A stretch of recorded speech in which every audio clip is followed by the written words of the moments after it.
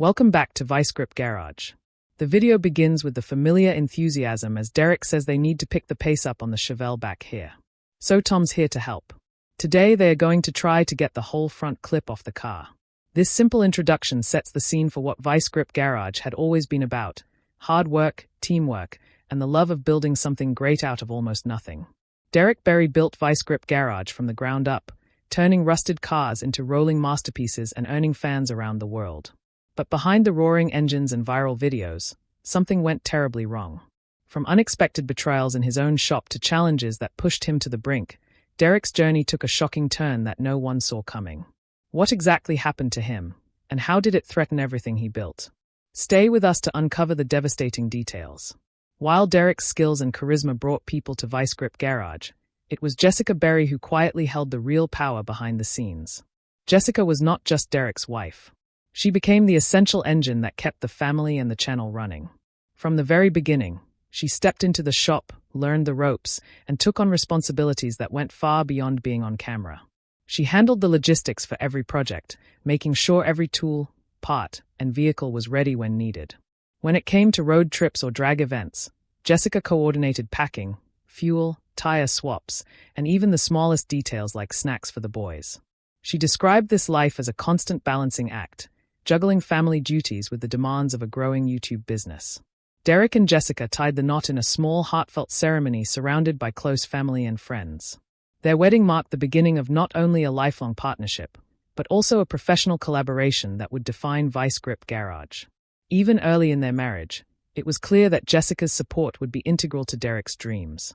She encouraged him to take risks, celebrated every success, and helped navigate challenges, both personal and professional.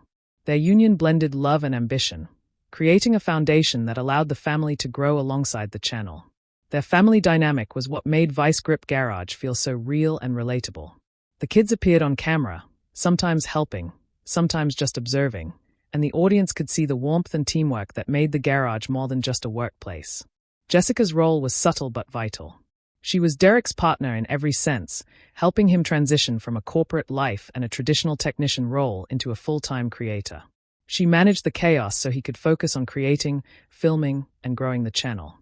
Without her guidance and support, the grind of running a channel, raising a family, and managing a shop would have been overwhelming. But Jessica was more than a manager or organizer. She was a collaborator, shaping content, assisting with planning, and even helping Derek decide which projects to take on. Her presence ensured that ViceGrip Garage was a family affair, not just a solo endeavor.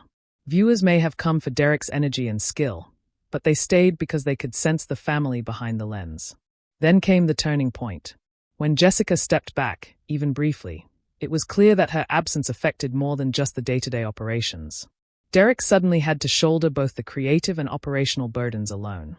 The balance that had kept the channel thriving began to shift. Tasks piled up. Deadlines became harder to meet. And even the family atmosphere that had defined the channel felt different. The cracks that had been hidden beneath the surface started to show. Derek's story begins far from the lights and cameras of YouTube. On a quiet farm somewhere in the North Dakota, Wisconsin, and Minnesota region. From a young age, he was surrounded by machines. Tractors, trucks, and tools were as familiar to him as the fields he grew up in. This early exposure gave him not only skill but also a deep appreciation for mechanics and the satisfaction of fixing what others had written off. He learned to work with his hands, to understand the language of engines, and to respect the grind that came with every repair. After his farm days, Derek's journey took him into the world of auto repair and later into corporate roles. While the corporate path offered stability, it could never match the thrill he felt in the garage, working on cars that had stories to tell. He wanted more than the predictable life of a 9-to-5 job, and the spark for creation was already alive. His first attempts at YouTube were humble, a taped-up iPhone and a garage filled with tools, dust, and ambition. When asked about the rough edges in his early videos, Derek said that authenticity mattered more than polish. If that meant a little rough around the edges, so be it. From these beginnings, ViceGrip Garage slowly took shape. Derek focused on what he knew and loved: budget builds, rescuing barn findiness, and showing step-by-step how everyday people could restore cars. Early projects like the 1968 Bic La Saba restoration were not just about fixing a car, they were about connecting with a community that shared his passion. Viewers saw the sweat and struggle behind each project, the rust scraped away, and the roads taken to breathe life back into machines that had been forgotten. Each video became a bridge between Derek and a growing audience of car enthusiasts, dreamers, and fellow tinkerers. The channel's rise was built on grit. Every engine that roared back to life, every road trip to pick up a project, and every late night spent filming added to the legend of ViceGrip Garage. It was more than content. It was a reflection of Derek himself. The rust he battled on cars mirrored the obstacles in his own life. And the climb to success was as literal as it was figurative. But as the engines roared louder, the unrelenting chase for perfection began to take a toll. Derek often spoke about working 7 days a week, long drives between shops, and the grind that left him missing precious moments with his family. He admitted that chasing his dreams came at a personal cost, saying that the hours on the road had cost him seeing my family very much. Before YouTube fame, Derek had known stability. His corporate days offered predictability, a steady paycheck, and a life free of constant pressure. Leaving that behind to dive into full-time content creation was a gamble. The stakes were higher than ever. He had to deliver content consistently, keep fans engaged, and maintain the reputation that he had built from the ground up. Among the countless projects, some stood out and became fan favorites, like Independence, a 1972 Chevelle. Derek described it as torn, tattered, and scarred, but it never gives up. The Chevelle reflected more than just mechanical resilience. It mirrored Derek's own life. Every weld, every dent, every scratch on the car symbolized long nights, hard decisions, and the battles fought in the pursuit of excellence. Yet the satisfaction of completion could never fully erase the weight of fatigue and emotional strain. The chapter of ViceGrip Garage that celebrated triumph also hid moments of burnout, frustration, and sacrifice. Long hours in the shop often meant missed family dinners and rare occasions. The more successful the channel became, the more Derek felt the pressure to maintain momentum, pushing the boundaries of what one man could realistically handle. The engines roared, the cameras rolled. But behind the scenes, a man who had built an empire was beginning to question what it had cost him. And then came the decision that stunned everyone who followed his journey. For Derek and his family, the move from the Minneapolis, Minnesota, Wisconsin region to Tennessee was more than a change of address. It was a strategic leap for the future of ViceGrip Garage and a new chapter in their personal lives. The winters in the north were brutal. Derek explained that 3 to 4 months each year he could barely produce content because the ground was frozen and the temperatures made working outside almost impossible. The snow, the ice, and the biting cold slowed projects, limited filming, and created constant delays. Tennessee promised relief from those constraints. The move offered practical benefits that could not be ignored. Tennessee has no state income tax, reducing financial pressure on a growing family and business. Travel time to car shows, events, and filming locations was cut dramatically, freeing Derek to spend more time in the shop and on content creation rather than endless hours in a car. The warmer climate allowed for longer working seasons and better filming conditions, essential for building cars, creating videos, and maintaining the consistent schedule that viewers had come to expect. In Tennessee, the atmosphere opened new doors for creativity and productivity, giving Derek and his team the ability to work without constantly battling the cold. The family could also enjoy a more open, adventurous lifestyle, giving the children space to explore the land and grow up with room to roam, unlike the crowded and snowbound northern winters. What once felt like survival mode in Minnesota slowly transformed into a place where life and work could finally breathe. But the relocation was not just about practicalities. It was also an escape from the constraints that had begun to weigh on the family and the brand. The freezing temperatures, long drives, and high costs of the northern life had created tension and limited growth.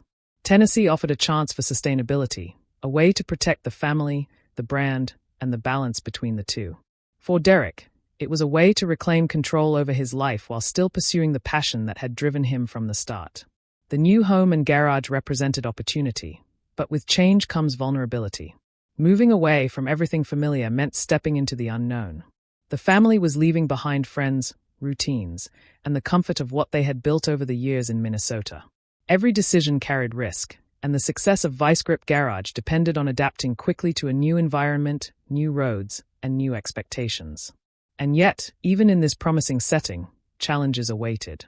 One winter day, long after the move, Derek would face a test that reminded him just how unforgiving the world of cars can be. That test arrived in the form of a brutal blizzard and a project that would push him mentally and physically. The blizzard and the Mustang. One project, a 1979 Fox body Mustang, would become a turning point that tested not only his skill, but his heart. The car was more than a build. It was a symbol of resilience, much like his earlier project, Independence. The 1979 Chevelle. That Chevelle had captured hearts with its memorial paint honoring 9/11, and its story of revival resonated with viewers because it showed that even something battered and broken could rise again. The Mustang carried a similar weight, but the stakes this time were deeply personal. The winter weather in Minnesota added an almost cruel layer to the challenge. Frozen ground, icy conditions, and short daylight hours slowed every step. Time constraints piled up and deadlines loomed like dark clouds over the garage. The physical cold mirrored the emotional storm Derek felt.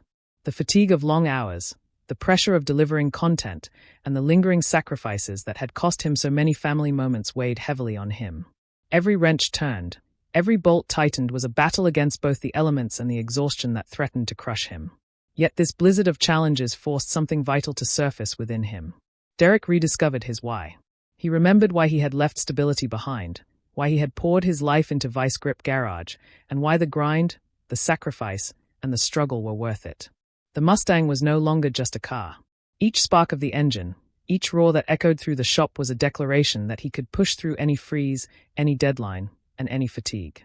It was his proof that he could still rise, rebuild, and reclaim the passion that had once driven him from the start. This build was transformative. It reminded Derek that even in the harshest conditions, both literal and emotional, progress was possible. The Mustang roared back to life, scarred but unstoppable, much like the man behind the wrench. Fans watched not just the revival of a machine, but the quiet triumph of resilience, the kind that comes from pushing beyond limits and refusing to give up when the storm seems unending. But just as he found his rhythm and reclaimed his focus, a new storm was brewing. One not made of snow, ice, or deadlines. It was a storm born from betrayal, coming from the very people inside his own garage. The robbery that shook the garage changed everything. Success has a way of attracting attention, not all of it welcome. For Derek, the garage had always been a place of passion, hard work, and creativity. He rehomed field-fresh rides, managed logistics for events, and poured countless hours into projects big and small. But one day, that trust was tested in a way he hadn't expected. A theft at the shop shook him to the core. Though the details of the missing parts or rare components are murky, the impact was real: loss, frustration, and the sudden reminder that even the strongest walls could be breached. It wasn't just the monetary value that stung. Every stolen part represented hours of planning, effort, and dedication. Builds that were meant to inspire and teach felt violated. The Mustang, the Chevelle, and other beloved projects had always been about connection, about sharing the joy of restoring cars with fans who understood the grind. Suddenly, the garage felt vulnerable, and Derek felt the weight of responsibility pressing down harder than ever. But adversity often comes with unexpected lessons. The reaction from the community was immediate and overwhelmingly supportive. Fans sent messages of encouragement, shared advice, and even helped fill gaps in the project schedule. At Micam Auctions Indy 2025, Derek continued his tradition of giving back, rehoming 5 field-fresh rides to new owners. The generosity of the community reminded him that even in the face of loss, loyalty and trust could grow stronger. The event reinforced a simple truth: a brand is not just built on engines and parts. It is built on relationships, respect, and shared passion. Through the theft and the chaos it caused, Derek discovered that every setback could be a proving ground. He learned to manage risk, protect what mattered, and keep moving forward without letting fear dictate his choices. Each challenge became part of the narrative of ViceGrip Garage, shaping its identity and showing viewers that even misfortune could be met with resilience and grit. While thieves and accidents can cause tangible damage, there is another weight that is harder to measure. The pressure of expectation, the scrutiny of fans, and the constant demand to deliver more, faster, and bigger. Derek realized that sometimes the real threat to a garage, a brand, or a person doesn't come from outside. It comes from the invisible load fame places on every decision, every project, and every day. The engines may roar, but the real challenge is carrying the legacy while keeping the fire alive. The road ahead has never been simple.